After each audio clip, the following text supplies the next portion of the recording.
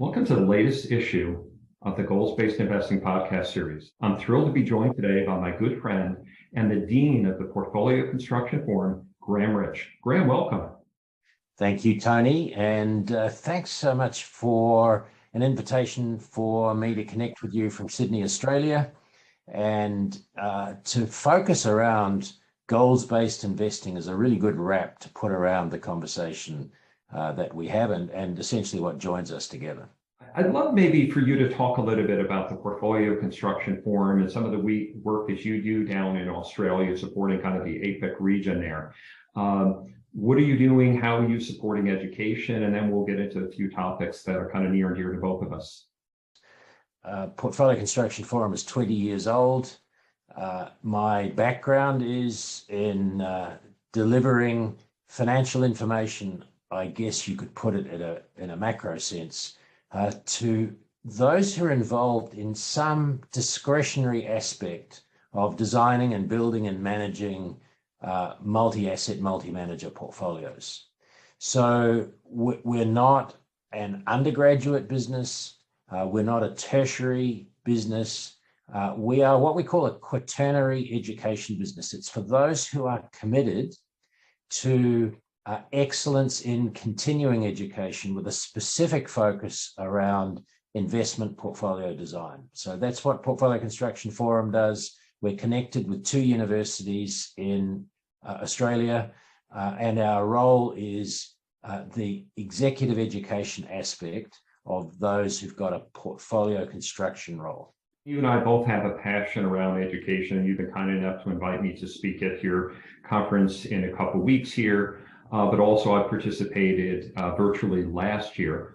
What are some of the unique challenges for practitioners in Australia and New Zealand? And are they similar to the challenges that the folks here in the States face? The essence of Portfolio Construction Forum came from the mindset that showed those involved in some aspect of portfolio construction, investment portfolio construction, have got information thrown at them from all manner of organizations, investment fund companies, economics houses, the general media, et cetera, but no space to draw all the information together and to provide a realistic framework for thinking. And so Portfolio Construction Forum identified 5 knowledge domains that are in fact applicable just as much to those practicing in portfolio construction in the US, in Canada, in the UK, as much as in Australia and New Zealand, and as you say, the APEC region. So in some respects, the challenges across the core of quality portfolio construction are exactly the same.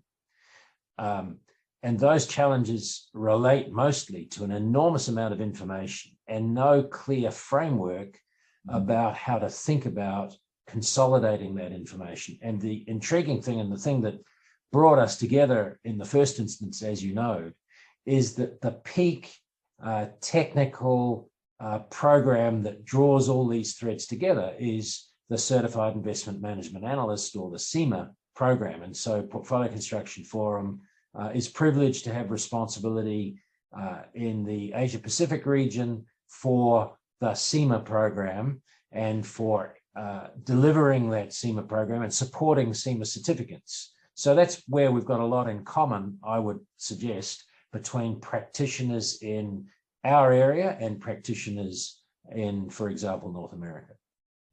And again, I think there's a lot of commonalities as we're also trying to digest everything that happens in the world. The world is very much connected today. If I look at the world and, I think of some of the challenges for advisors here in the States or practitioners in the APEC region, we likely are going to see lower returns in the next couple of years than we have, certainly in the bull market run. Yield or finding yield in portfolio has been certainly challenging over the last couple of years. We've started to see these bouts of volatility as there's a lot of uncertainty with Russia, Ukraine, China, Taiwan. You kind of pick the battle. And then, of course, a phenomenon that we have here in America, which is very acute and very problematic, is inflation. And I suspect that a lot of those things kind of carry over and impact the way that practitioners are thinking about allocating assets and investing in your part of the world as well. That's very true. I can't disguise the fact, Tony, that I've been around for a little while, and so the portfolio construction foreign business is 20 years old. Before that, I spent 20 years growing and building.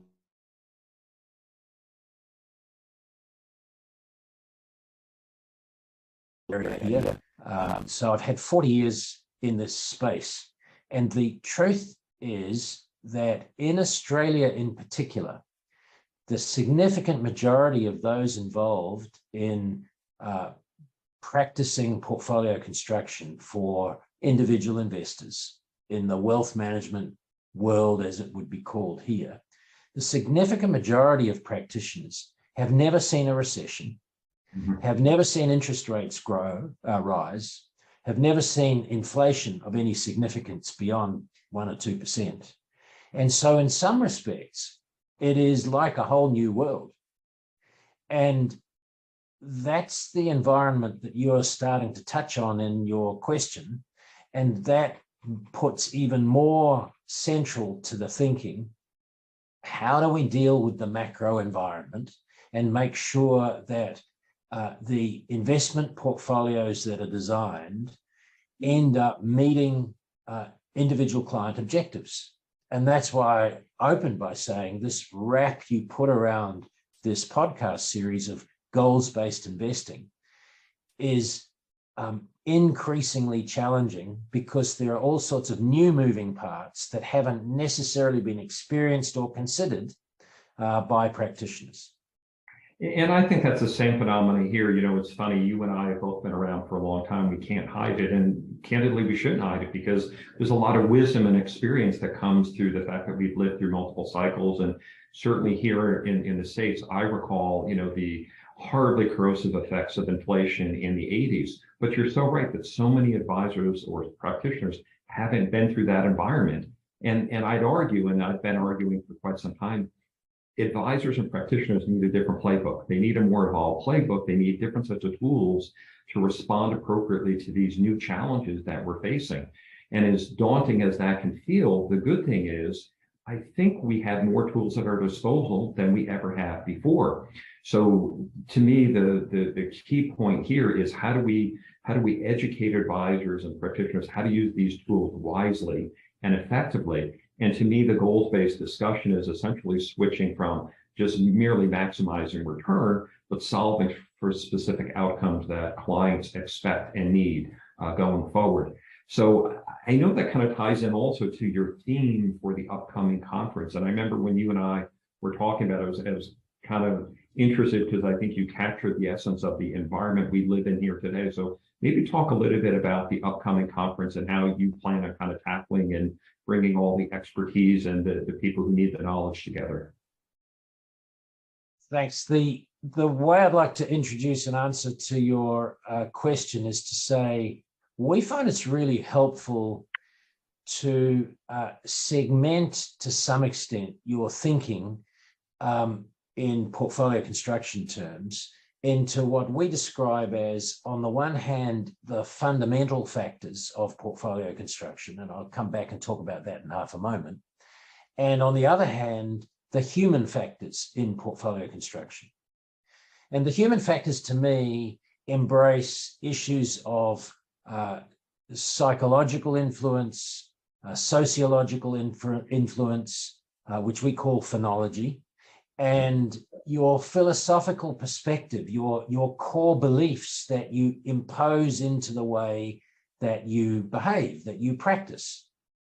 And so picking up on your point you made, Tony, about a different way of thinking, when it comes to your philosophy, when it comes to you thinking about human factors, there needs to be a really clear determination as to whether your focus as a practitioner is looking to maximize returns out of a portfolio which is an arguable approach, or on the other side, you're looking to maximize the likelihood of the investor achieving the goals and outcomes and objectives that they've identified with the practitioner, with the advisor. And I think that distinction is a really important piece to stamp into the ground and describe as one of the human factors in portfolio construction, because it relates to your core beliefs. The way Portfolio Construction Forum operates is to say, part of our ethos is to challenge your portfolio construction beliefs. So that's a way that what Tony's describing and what I'm describing connects, because there's an essence when the argument of, e.g., goals-based investing or maximizing the likelihood of a client achieving their objectives through the investment portfolio achieving its objectives, that's a philosophical question. So once that's established, there are then these fundamental factors, if you like. And one of the fundamental factors is understanding the macro environment, the market environment, and that ends up influencing when you're clear on what's driving investment returns, what's driving the outlook for investment returns, and we've touched on some of the changes that are in existence right now. When you're clear on that, you're then fair and square in the place of designing strategies that are most likely to achieve the investment objectives that you've set. So coming up in 3 weeks' time from now is our annual strategies conference, as we call it, and its focus over a 2-day period is on identifying the most effective strategies to achieve investment outcomes.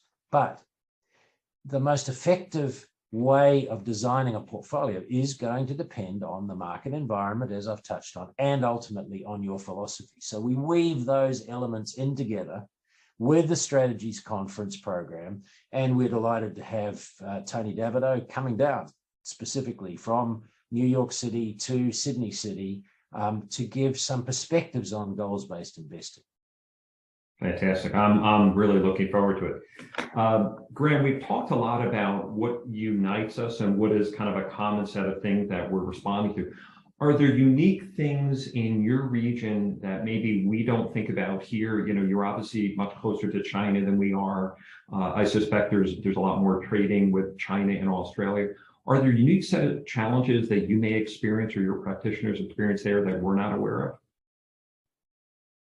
The most unique issue is that the Australian marketplace is ultimately about 2% of the world market. And clearly, the US is a far more significant proportion with China.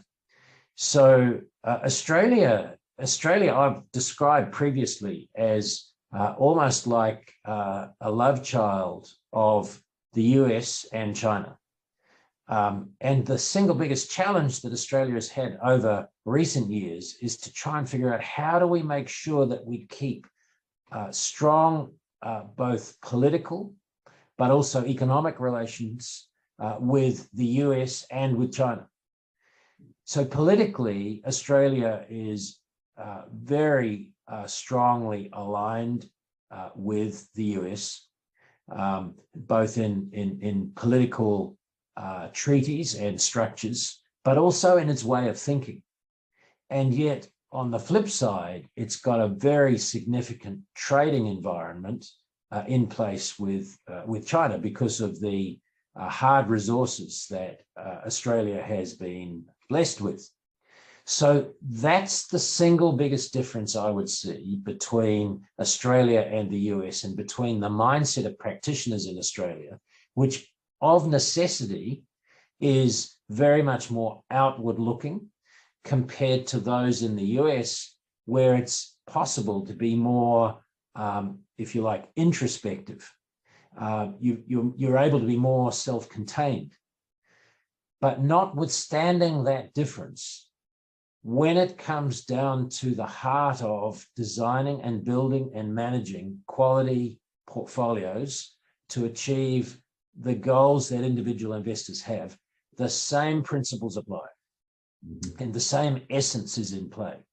And that's why, for example, the CIMA program, which I've touched on already, has just as much applicability the curriculum is exactly the same for those practicing in the Australian market as those practicing in the US market.